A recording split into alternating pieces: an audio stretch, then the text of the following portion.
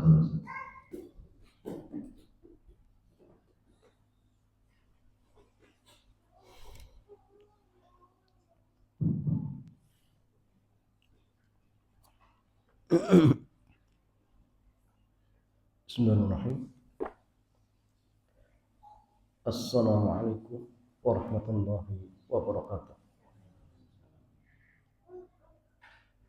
Alhamdulillah wassalatu wassalamu ala Rasulillah wa ala alihi wa ashabihi wa man tabi'ahum bi ihsanin ila yaumiddin, amma ba'd. Ikhwan wa akhwati fillah, alhamdulillah di kesempatan sore hari ini fi syahri Dzulqa'dah, Allah Azza wa Jalla kembali mudahkan kita untuk melanjutkan kajian kita pada kitab Pengantar Permodalan dalam Islam, karya Al-Ustaz Aminul Bait hafizahullah ta'ala. Ya jamaah sekalian, di kesempatan sore hari ini kita masih pada pembahasan seputar akad mudharabah.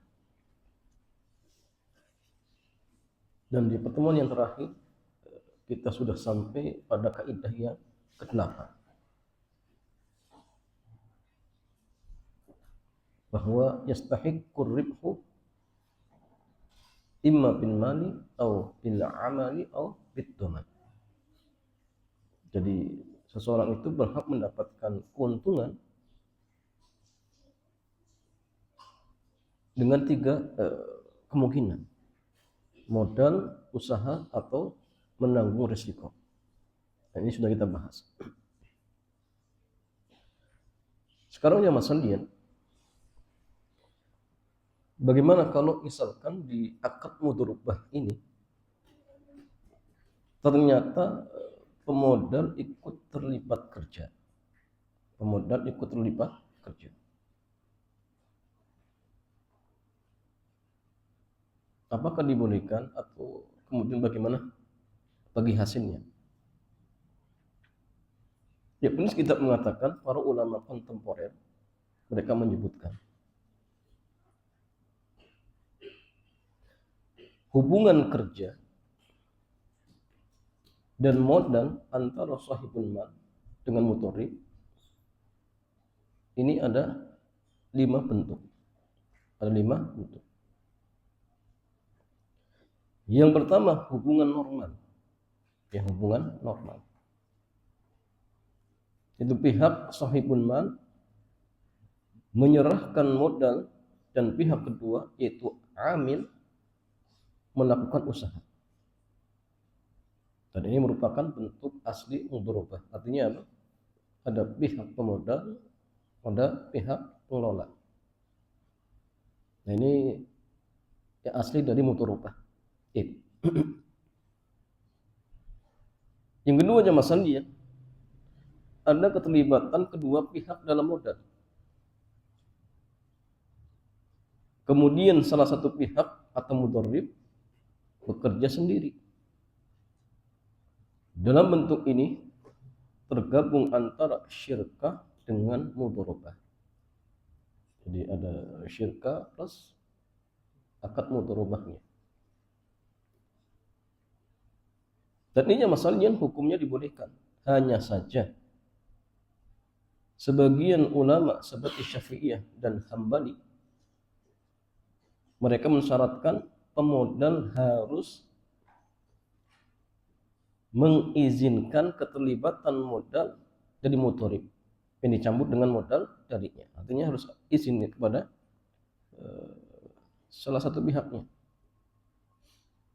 Jadi kalau tidak izin ya tidak dibolehkan. Ya tidak dibolehkan. Contohnya, si A memberi modal kepada si B. Si A memberikan modal kepada si B senilai 10 juta ya, untuk bisnis cireng. Ya. Setelah berjalan 1 bulan, karena sangat prospek ya, sehingga si B tertarik juga untuk tanam modal di usaha ini. Ya. Jika si B ingin ikut memberikan modal, dia harus mendapatkan izin dari si A. Ya. Jadi pemodalnya artinya si A, si B pengelola. Tapi karena si B melihat, oh ini usahanya kayaknya kedepannya bagus, akhirnya dia ingin tanam modal.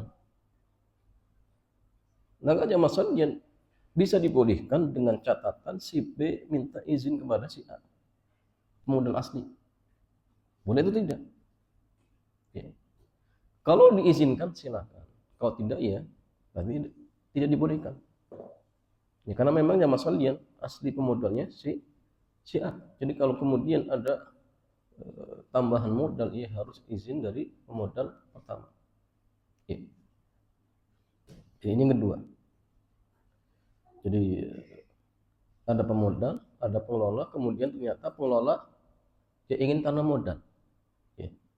Jadi kalau kemudian diizinkan, berarti nanti ada dia pengelola plus dia pemodal. Maka sekali lagi ini dibolehkan dengan catatan ada izin dari partnernya seperti itu. Kemudian yang ketiga, sahibul mal menyerahkan modal, lalu dia ikut kerja bersama mudharib. Sahibul mal pemodal, dia menyerahkan modal, lalu dia ikut kerja bersama mudharib. Ya. Maka ikhwan wa akhwati fillah, dalam hal ini ada rincian. Yang pertama, jika keterlibatan kerja yang dilakukan tanpa syarat dan tidak minta upah, namun sebatas membantu, maka yang seperti ini hukumnya boleh berdasarkan ijma, kesepakatan para ulama. Boleh, silakan. Ya, karena bantu. Ya, karena hanya sekedar apa? Ya, berderma saja. Enggak minta gaji. Nah, ini tidak masalah. Yang kedua, jika keterlibatan kerja pemodal disyaratkan di depan. Maka dalam hal ini para ulama kita berbeda pendapat. Ulama-ulama Hambali mereka membolehkan. Kenapa? Alasannya karena di sini tidak ada syarat yang batil. Ya. Dan memenuhi kesepakatan itu hukumnya wajib. Jadi artinya kalau misalkan di awal sudah setuju dan di sini syaratnya tidak ada yang batil, ya sudah, kalau seperti itu tepati. Ini kata ulama-ulama Hambali. Sementara jumhur ulama, kebanyakan para ulama mereka mengatakan tidak dibolehkan. Kenapa? Karena konsekuensi dari akad mudharabah menurut mereka adalah menyerahkan kerja kepada mudharib. Jadi kata mereka ya yang kerja hanya mudharib. Pemodal tidak boleh ikut. Ini kata jumhur apa? Jumhur ulama. Sehingga masalahnya dalam hal ini memang ada silang pendapat. Ada yang membolehkan, ada yang tidak membolehkan. Tapi kalau misalkan hanya membantu dan tidak dalam artian digaji, maka boleh. Tapi kalau kemudian misalkan dengan kerja tersebut dia minta gaji, ya, atau mungkin minta tambahan bagi untung, ya, maka di sini terjadi silang pendapat. Ya, ulama-ulama Hambali membolehkan dengan alasan ya karena tidak ada syarat yang batil. Sehingga kalau misalkan mereka sudah sepakat, ya sudah, berarti harus dipenuhi. Ya, al-muslimuna ala syurutihim. Seorang muslim itu atau kaum muslimin itu terikat dengan syaratnya. Ya, kecuali syarat yang memang menghalalkan yang haram atau mengharamkan yang halal, baru ini tidak dibolehkan. Ya. Kemudian yang keempat, satu pihak menyerahkan modal mudharabah. Jadi satu pihak menyerahkan modal mudharabah. Kemudian ada pihak kedua atau ketiga atau lebih ya, yang ikut menanam modal mudharabah. Dalam hal ini jamaah ada dua kondisi. Jadi artinya awalnya pemodalnya cuma satu, kemudian ada orang lain nambah. atau mungkin 2 orang, 3 orang atau lebih seperti itu. Maka dalam hal ini ada 2 kondisi. Yang pertama, mudhorib tidak menggabungkan antara modal pertama dengan modal kedua atau yang lainnya. Jadi artinya gini, modal pertama misal untuk usaha bakso, kemudian ada tanam modal berikutnya, maka digunakan untuk usaha mie ayam misalkan. Berarti kan beda antara modal pertama dengan modal kedua. Ya. Alokasiannya beda. Ya. Pengelolaannya beda. Ya. Dan semua dikelola oleh mudhorib di waktu yang berbeda. Jadi artinya kalau bakso misalkan jualannya hari Senin, mie ayamnya Selasa. Jadi kan waktunya beda. Atau mungkin jamnya. Jualan bakso dari pukul 7 sampai misalkan maghrib. Kemudian penyetannya dari Isya sampai jam 12 malam misalkan. Ya.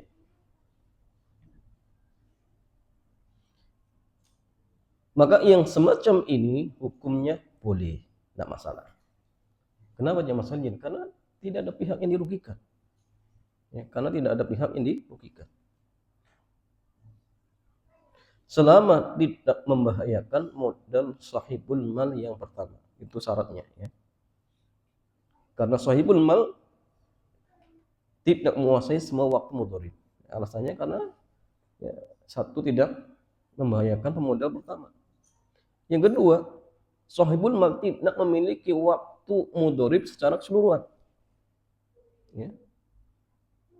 Jadi dia hanya dalam arti memiliki waktu mudhorib ya ketika jam kerjanya. Selepas dari itu ya bebas. Mau digunakan untuk tiduran ya boleh. Kalau digunakan untuk bisnis yang lain ya silakan, tidak masalah. Yang penting jangan digunakan di jam kerjanya. Ketika dia melakukan ya, bisnis yang pertamanya itu. Ya, sebagai contoh disebut di sini si A mengelola usaha gerobak cilok. Untuk satu paket gerobak berikut isinya harganya 30 juta. Kemudian si A menawarkan ke banyak investor untuk invest per paket gerobak. Dan satu paket gerobak cilok akan dijalankan karyawan. Namun jika si A hanya sanggup mengelola 10 gerobak, dia tidak boleh membuka investor lain untuk membeli gerobak.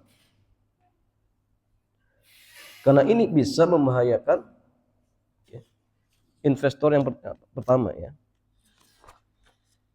atau investor sebelumnya. Dan ini merupakan turunan dari pendapat Malikiyah dan Hambali. Jadi artinya masalah kalau misalkan tidak membahayakan investor yang pertama, maka tidak masalah. Tidak masalah. Pun waktu yang dipakai bukan waktu pas dia kerja ataupun ketika dia menjalankan usaha yang pertama. Dan di sini disebutkan ya kisah mudharabah. Kejadian ini ada di Bekasi, kata penulis kitab. Ada orang menawarkan usaha, sebut saja gerobak pisang bakar. Unit gerobak di harga 10 juta. Dia tawarkan keluar dengan menampilkan presentasi yang meyakinkan dan peluang keuntungan ya, dari pisang bakar. Ya. Dan dia siap mengelola di semua cabang yang baru yang berada di penjuru Bekasi.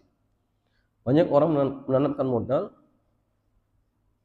dia bisa mendapatkan uang ratusan juta. Tapi kenyataannya dia tidak mampu menanganinya. Akhirnya pemodal hanya mendapatkan laporan fiktif dan selalu beralasan rugi, padahal aslinya tidak dikerjakan. Ini kan yang terjadi kan. Sehingga kalau misalkan ada yang nawari antum untuk kerjasama, jangan gegabah. Antum periksa dulu benar-benar. Ini orangnya jujur tidak. Kemudian usahanya bagaimana? Dipantau dulu. Jangan asal-asalan. Ya, jangan asal-asalan. Dan dia tidak sadar bahwa uang itu adalah amanah yang seharusnya dia tunaikan dengan baik. Karena ya, dia bisa dituntut di akhirat. Dan jika tidak siap menerima amanah yang terlalu banyak, seharusnya dia tidak membuka tawaran keluar. Ya. Bisa jadi semisal dengan ini adalah investasi pohon kurma pohon jabun dan seterusnya. Jadi artinya ya misalnya ini peringatan ya buat kita. Jangan gegabah, jangan ceroboh. Silakan tidak masalah, tapi cari orang yang amanah. Itu pula ya lihat kapasitasnya. Kira-kira dia sanggup tidak. Ya, jadi track recordnya harus antum paham.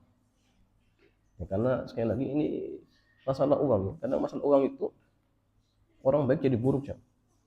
Kalau sudah melihat uang, maka harus berhati-hati. Ya. Yang kedua, mudharib menggabungkan semua modal dari para sahibul. Ya. Maka ini diperbolehkan selama atas persetujuan semua sahibul mal. Menggabungkan semua modal, kemudian mereka sepakat, ya tidak masalah, silakan. Ya. Dan ini merupakan salah satu bentuk mudharibah mutlak. Seperti bentuk koperasi yang bergerak di unit usaha real, ya, yang menerima modal dari banyak pihak yang merupakan anggotanya, maka ini tidak masalah. Yang penting intinya pemodal semuanya sepakat. Itu pula ada sepakatan berapa sih bagi hasilnya. Kalau jelas mereka setuju ya silakan, tidak masalah. Kemudian yang kelima jemaah sekalian, ada satu pihak sebagai pemodal ia menyerahkan modalnya kepada beberapa mudharib. Jadi satu orang lima modal, kemudian mudharibnya banyak, A, B, C. Semua ditanam modal, antum 10 juta, B 10 juta, C 10 juta. Maka yang seperti ini hukumnya dibolehkan, tidak masalah. Baik usahanya bersama maupun terpisah, tidak masalah. Kenapa? Kenapa modalnya cuma satu? Ya. Yang mengelola banyak itu tidak masalah, yang penting jelas. Yang penting jelas dan ada dalam artian persetujuan dari pemodal tadi. Nah, sehingga ikhwan wa akhwat fillah, terkait tentang masalah ketika pemodal ikut terlibat kerja, maka tadi ada gambarannya. Ya. Ada dibolehkan bersyarat, ya. Ada dibolehkan secara mutlak seperti itu. Dan yang kelima ini contohnya seorang investor tunggal memberikan dana ke sebuah koperasi, lalu koperasi ini dijalankan beberapa pihak. Maka ini tidak masalah. Sehingga kaidah yang ke-9 dari kaidah mudharabah, dalam kajian muamalah ada aturan yang kembali kepada penjelasan syariat. Dan ada aturan yang kembali kepada kesepakatan pihak yang terlibat dalam akad. Umumnya masalah teknis dalam mudharabah kembali kepada kesepakatan. Setiap muslim wajib memenuhi kesepakatan bersama ya dari pihak lain. Ya. Karena Nabi bersabda, al-muslimuna ala syurutihim illa syartan harrama halala atau ahalla harama. Jadi setiap muslim itu harus memenuhi kesepakatan antar sesama mereka. Ya. Kecuali kesepakatan yang mengharamkan yang halal atau menghalalkan yang haram. Ini baru tidak dibolehkan. Tapi selagi syaratnya halal mubah, kemudian sudah setuju, ya maka ingat wajib ditunaikan. Ya wajib apa ditunaikan seperti itu. Ya. Kemudian masalah pembahasan berikutnya terkait tentang bolehkah memberikan batas waktu di dalam akad mudharabah. Si A dia kerjasama dengan si B. Mereka sepakat, ayo kita mudharabah tapi selama setahun saja. Atau selama 2 tahun saja misalkan. Bolehkah atau tidak jemaah sekalian? Kita lihat. Bolehkah memberikan batasan waktu untuk akad mudharabah? Misalnya si A menyerahkan modal kepada si B untuk dikelola selama 5 tahun atau sekian tahun sesuai kesepakatan. Maka dalam hal ini para ulama kita ya, ada rincian ya. Dan ini sebagaimana disebutkan oleh Al-Kasani ya, dalam Bada'is Sona ya.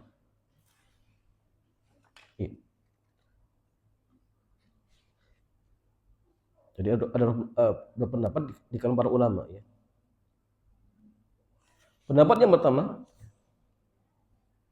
ini pada apa nih? Sona ya. Apa. Pendapat yang pertama, boleh memberi batas waktu untuk keterlibatan modal dalam akad mudharabah. Jadi pendapat yang pertama mengatakan tidak masalah. Mau dibatasi setahun, 2 tahun, 3 tahun, tidak masalah. Sesuai kesepakatan kedua pihak. Misalnya setahun atau sekian tahun. Ini merupakan pendapat ulama-ulama Hanafiyah dan Hambali. Hujah mereka jamaah sekalian, karena dalam akad mudharabah terdapat unsur taukil. Taukil itu mewakilkan. Dan ini memungkinkan untuk dibatasi dengan waktu tertentu. Dan jamaah sekalian, akad taukil itu akad amanah. Dan akad amanah itu akad yang ghairu lazim. Jadi artinya masing-masing pihak boleh membatalkan sepihak. Ya. Walaupun misalkan pihak satunya tidak ridho, tidak masalah. Ya, dengan catatan ingat ya, tidak membahayakan. Ya. Sehingga kalau misalkan dibatasi pun ya tidak masalah, boleh. Ya. Al-Kasani mengatakan, jadi ulama Hanafiyah, walana annal mudharabah tawkilun wa tawkilu yahtamilu at-takhsis bi waqtin duna waqtin. Menurut kami, jadi ulama-ulama Hanafiyah, mudharabah itu akad taukil, penyerahan kuasa. Sementara taukil bisa dibatasi dengan waktu tertentu. Ini alasan mereka. Jadi kata mereka ya boleh-boleh saja dibatasi waktunya. Ya. Mau tadi ya 1 tahun atau misalkan 2 tahun, 3 tahun, tidak masalah. Yang penting mereka sepakat. Ini pendapat yang pertama. Pendapat yang kedua, mereka mengatakan tidak boleh membatasi akad mudharabah dengan waktu meskipun dengan kesepakatan kedua pihak. Tak boleh. Jika dibatasi, akad mudharabah menjadi batal. Ini kata mereka. Dan ini merupakan pendapat Asy-Syafi'i dan At-Tahawi, ya, ulama Hanafiyah. Al-Imam At-Tahawi, pengarang kitab Tahawiyah, Akidah Tahawiyah.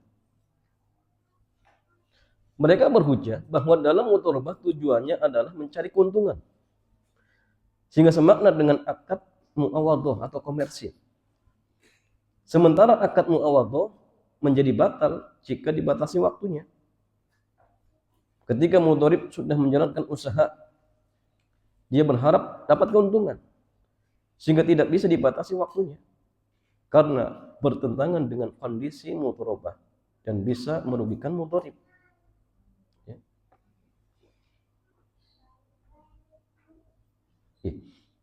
Tetapi jemaah sekalian, pada dasarnya masing-masing pihak dalam akad mudharabah bebas membuat kesepakatan selama tidak melanggar aturan syariat dan tidak menzalimi salah satu pihak, termasuk kesepakatan memberi batas waktu. Tidak masalah. Kalau kemudian misalkan dalam artian mereka sudah sepakat kerjasama, di tengah perjalanan dibatalkan pun tidak masalah. Nah, cuma nanti kalau misalkan dibatalkan, wajib pemodal ya, untuk menggaji apa, pengelola, dan gajinya itu sesuai dengan standar ya. Artinya apa? Kalau di kita ya UMR. Kalau sudah 3 bulan ya sudah digaji, sebulannya berapa, sehingga tidak ada pihak yang dirugikan. Yang tidak boleh itu ya, diputus kerjasamanya kemudian tidak digaji, itu masalah ya, itu apa, terjadi masalah. Tapi kalau kemudian misalkan digaji ya, maka tidak masalah seperti itu. Nah, sehingga yang tepat sama sekalian boleh, tidak masalah memberikan batas waktu. Ya. Di sini disebutkan apa, kisahnya sebagai ilustrasi. Satu kawan saya pernah memberikan modal kepada si A dengan kesepakatan dikembangkan untuk mengerjakan proyek X selama 2 tahun, selama 2 bulan. Hingga proyek selesai, dana belum cair. Dan itu melebihi batas waktu yang disepakati. Jika ini tanpa batas, ya, mudhorib bisa menggunakan dana itu untuk proyek yang lain ya, kapanpun ya. Jika ini dibatasi, mudhorib harus segera mengembalikan uang itu setelah berlalu 2 bulan. Sementara dananya belum ada. Solusi yang bisa dilakukan, berikan kelonggaran bagi mudhorib untuk menyelesaikan penagihan ya dana proyek ini dalam tempo secepat mungkin, sehingga dana bisa segera cair. Dan dalam hal ini mudhorib tidak dianggap sebagai orang yang tidak amanah. Ya. Keterangan tambahannya, bila dipelajari di bab pembatalan mudhoribah. Jadi artinya maksalian tidak masalah, dibatasi pun tidak masalah. Ya. Sekarang yang masalahnya, bolehkah bagi hasil sebelum balik modal? Modal belum balik kemudian minta bagi hasil. Boleh tidak jemaah? Ulama sepakat bahwa hasil belum boleh dibagi selama modal belum bisa diselamatkan. Sehingga mudhorib tidak boleh mengambil bagi hasil selama masih ada risiko di depan. Karena bisa disebut untung jika modal sudah kembali utuh. Jadi kalau dikatakan ada untungnya, ya harus modal dulu kembali. Kalau modal belum kembali, berarti belum bisa. Ya. Al-Imam Ibnu Qudamah, ulama Hambali, beliau menjelaskan, annahu la yastahiqqu ahlu syai'in min ribhi hatta yaslam ra'sun mal ila rabbih. Hatta yusallima ra'sal mali ila rabbih.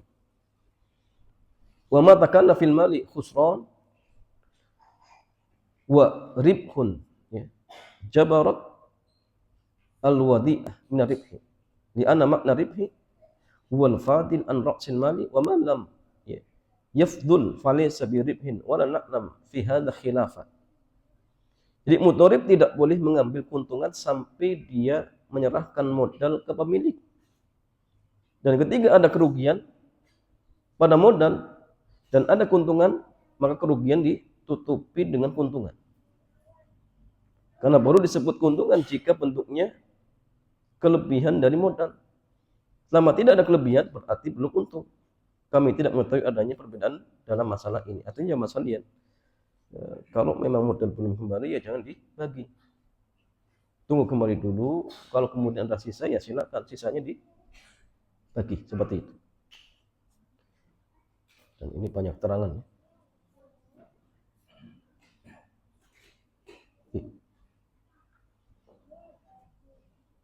Hanya saja perlu dibedakan antara hak kepemilikan keuntungan dan melakukan pembagian keuntungan.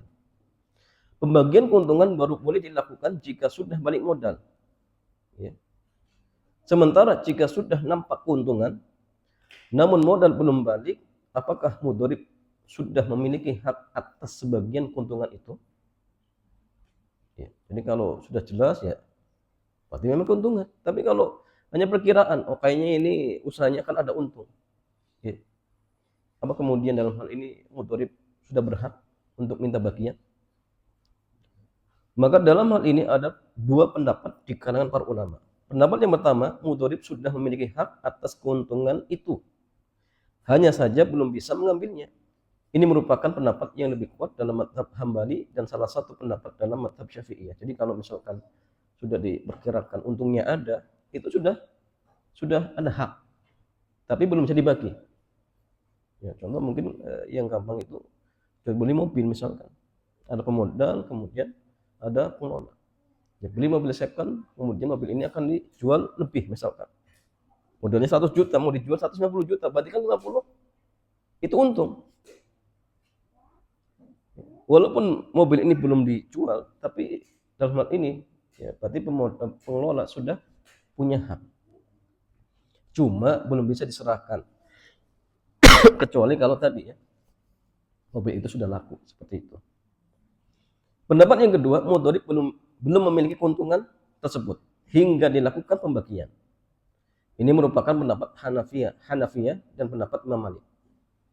Al-Imam Ibnu Qudamah mengatakan wa amma milkul amil linasibihi min ar-ribhi bi mujarradi dhuhur qabla al-qismati fa dhahirul madhhabi annahu yasbut. Hadha alladhi dzakarahu al-qadhi madhaban wa bi qala Abu Hanifah wa haka Abul Khitab riwayat al-ukhra anhu la yamlikuhu illa bil qismati wa huwa madhabu Malik wa li Syafi'i qawlan.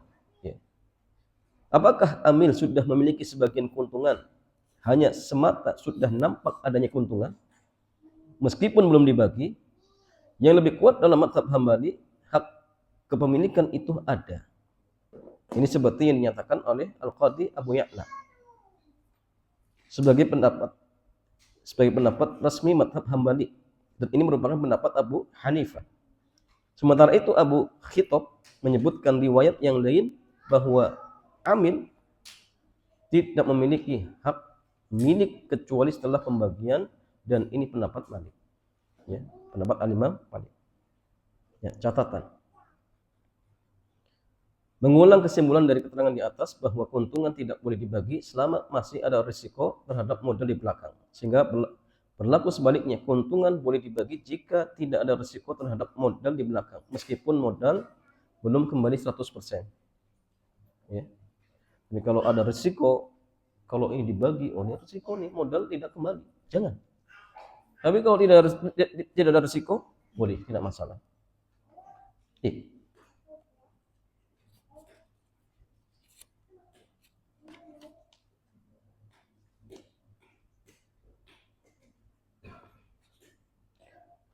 Kemudian maksud bagaimana kalau misal sudah terlanjur dibagi? Misalkan. Jika sudah terlanjur dibagi dan tidak ada kerugian di belakang, mungkin ini tidak ada masalah, ya, selesai. Namun jika di belakang ada kerugian, maka keuntungan yang sudah dibagikan ditarik kembali untuk menutupi kerugian. Harusnya, Mas. Dibagi ternyata modal tidak kembali, ya sudah. Kemarin keuntungannya dibagikan, kembalikan. Untuk nutup modal seperti itu.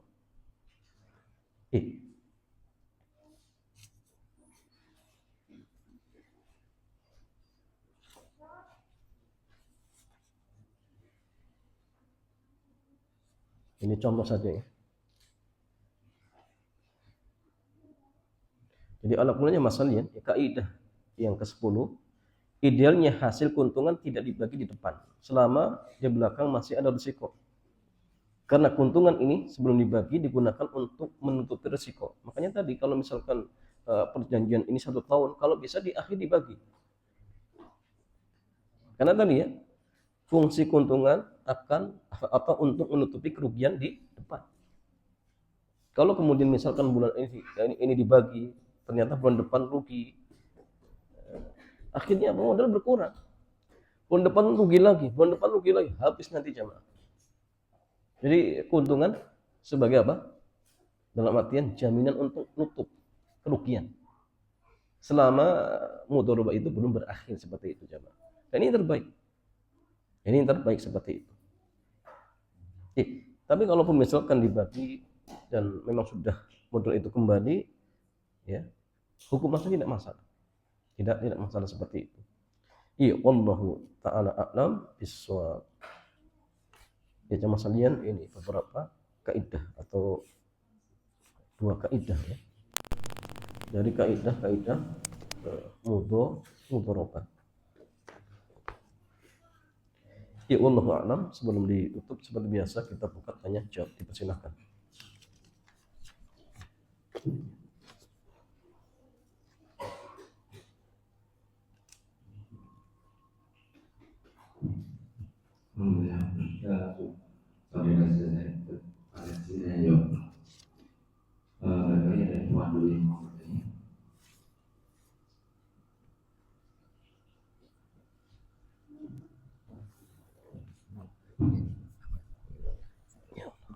Assalamualaikum warahmatullahi wabarakatuh.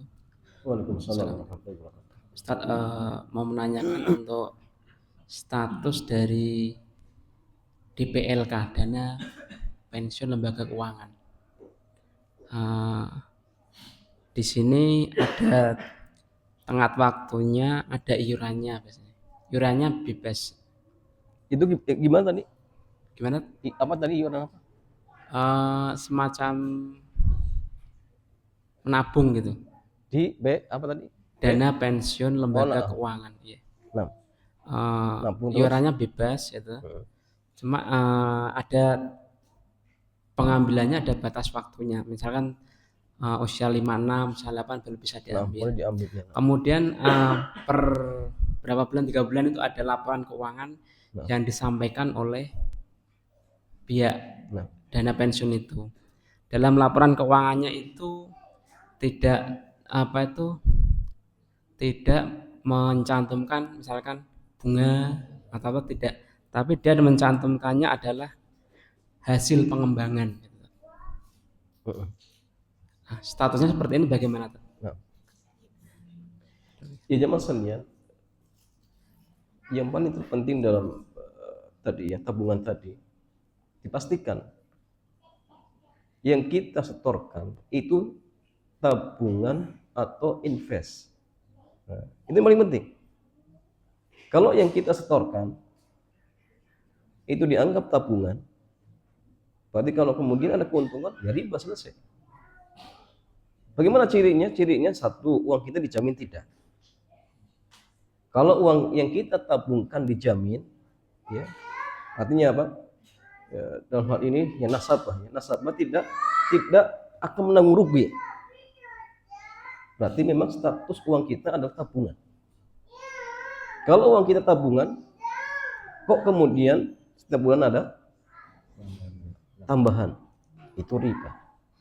Kullu qardin jarra manfaatan fa huwa riba. Setiap utang piutang yang menarik manfaat jatuhnya riba.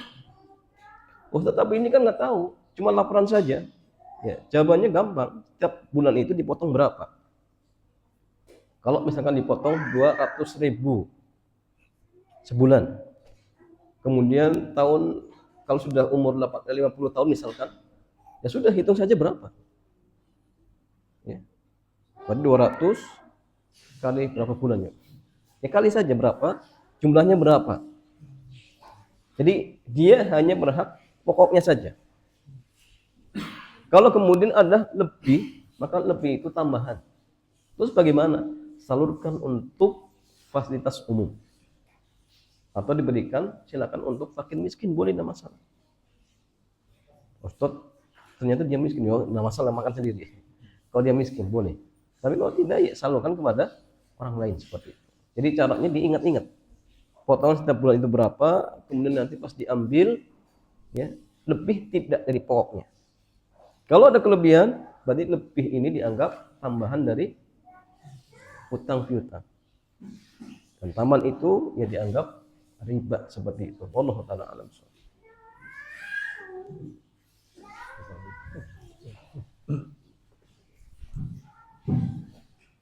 Pertanyaan berikutnya, Bismillah, semoga Ustaz dan keluarga serta panitia dan jemaah sekalian dirahmati oleh Allah. Izin bertanya Ustaz, jika seseorang terlilit hutang pinjol sampai ratusan juta dan belum mampu melunasi, opsi apa yang baik secara syariah? Beberapa pihak menyarankan untuk gagal bayar saja. Apa? Dengan gagal bayar, tidak dibayar, tapi konsekuensinya tidak perlu dilunasi, dibiarkan kena denda dengan resiko debt collector datang ke rumah meneror, lalu jujur saja dan mengatakan bahwa tidak bisa membayar. Tapi saya bingung, bukankah secara Islam hutang tetap harus dilunasi supaya aman di akhirat? Mohon pencerahannya. Syukran, jazakumullah khairan. Jazakumullah khairan. Ya, aja masalahnya. Yang pertama, dia wajib bertobat. Itu pertama, coba. Jangan diulang. Ya. Yang kedua, kewajiban dia hanya membayar pokok. Kalau misalkan dia hutangnya misalkan 50 juta, ya sudah, 50 juta saja. Lebihnya itu apa? Riba. Dan tidak boleh kita bayarkan. Jadi dia harus berusaha semaksimal mungkin untuk minta bayar pokoknya. Selesai sudah, karena itu utang. Kalau tidak diselesaikan, ya nanti akan diselesaikan di akhirat.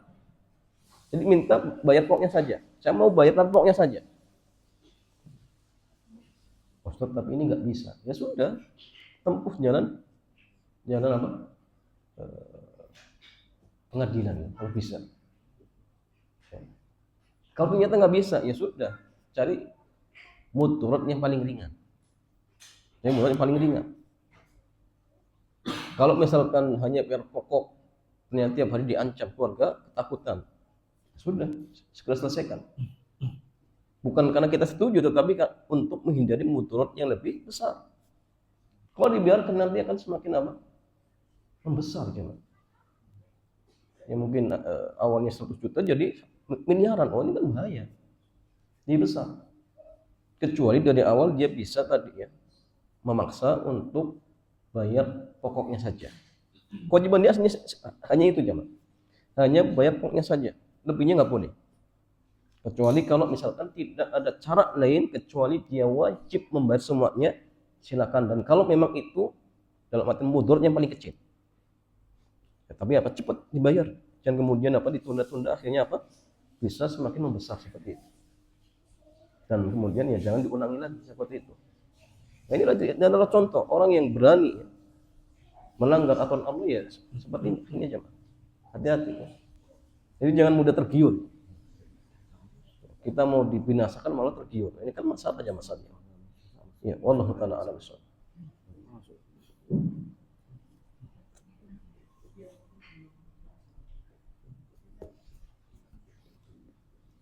Ya, cukup ya. Masih ada, fadhal. Pertanyaan berikutnya, pertanyaan kemarin Tat. Ini di luar tema. Bismillah. Bila pasangan sudah berusaha bersabar saat pasangannya diuji dengan sakit, tapi yang sakit ini masih belum memahami kesabaran pasangannya, sehingga dia terkadang berucap yang artinya tidak ridho dengan pasangannya. Apakah Allahkah sikap Allah seperti ini juga? Ini yang sakit suami istri atau gimana? Mungkin pasangan, suaminya, mungkin suami yang sakit. Suami sakit, terus istrinya nggak ridho. Jadi suami yang sakit ini masih belum ridho. Ya. Suami belum ridho, terus Kadang-kadang mengucapkan hal-hal yang tidak, ya, menunjukkan tidak ridhonya, atau jengkel dengan pasangannya begitu. apa? Atau jengkel dengan pasangannya. Gini ya Mas Andian, ketika seorang terima musibah, kewajiban dia paling rendah itu sabar. Jadi sabar itu menahan 3 hal, lisan, hati, kemudian anggota badan. Jadi melakukan hal yang diharamkan, itu sabar. Atasnya itu, atasnya lagi apa? Syukur. Tapi ini sulit. Sehingga kalau misalkan pasangannya tahu, ini kok ternyata suaminya tidak sabar. Ya. Berarti ini kemungkaran. Maka siapa saja yang memiliki kemungkaran, kewajibannya apa? Ingkarul mungkar. Sudah nasihati. Ya. Ingatkan bahwasanya sabar itu pahalanya apa? Tadi dapat pertolongan Allah, perlindungan Allah, penjagaan Allah. Innallaha ma'as sabirin. Ya. Itu juga diberikan hidayah oleh Allah Subhanahu wa taala. Agar dia apa? Besar hatinya.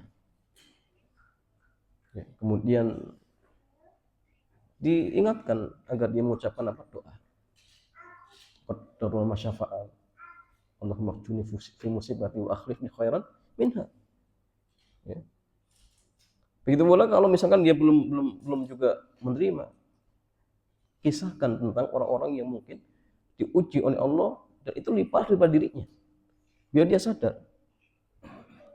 Bagaimana kisah Nabi Ayub diuji, bagaimana Nabi diuji, para sahabat Rasulullah diuji, ya.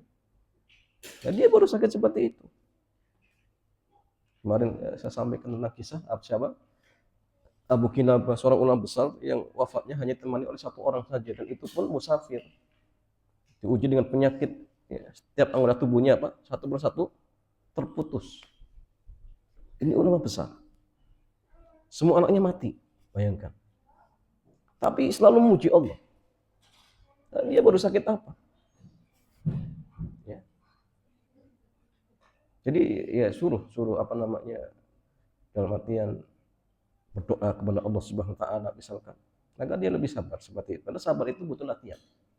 Ya, waman yatasabbar yusabbirullah. Jadi barang siapa yang ingin sabar, dia harus latihan.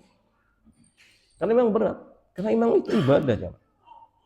Sehingga pasangannya tadi yang harus mendakwah, mengingatkan, ya, sambil tetap terus didoakan seperti itu, agar pasangan tadi bisa sabar dan menerima. Itu pula ya sampaikan hadis-hadis ya, tentang motivasi untuk sabar. Seperti ajabani inna amrukum khair, jadi sungguh ajib urusan seorang mukmin semuanya baik. Dan saran cuma dua, ketika tertimpa musibah dia sabar, sudah selesai. Nah, terus apa fungsinya mengeluh? Bukan justru mendatangkan solusi, tapi mendatangkan masalah. Sudah dia kena musibah, kemudian tambah musibah lagi, ya, masih mending dia sabar, ya, minimal dapat pahala, selesai. Nah ini kadang-kadang butuh disampaikan biar dia dia sadar, jemaah. Jangan kemudian sudah kena musibah, kemudian kena musibah yang kedua dosa. Nah ini fungsi dari pasangannya tadi.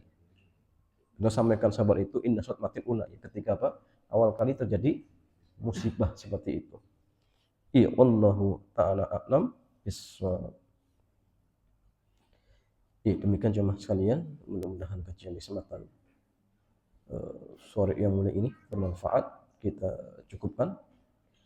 Subhanallahumma bihamdik, asyhadu an la ilaha illa anta astaghfiruka wa atubu ilaik. Assalamualaikum warahmatullahi wabarakatuh.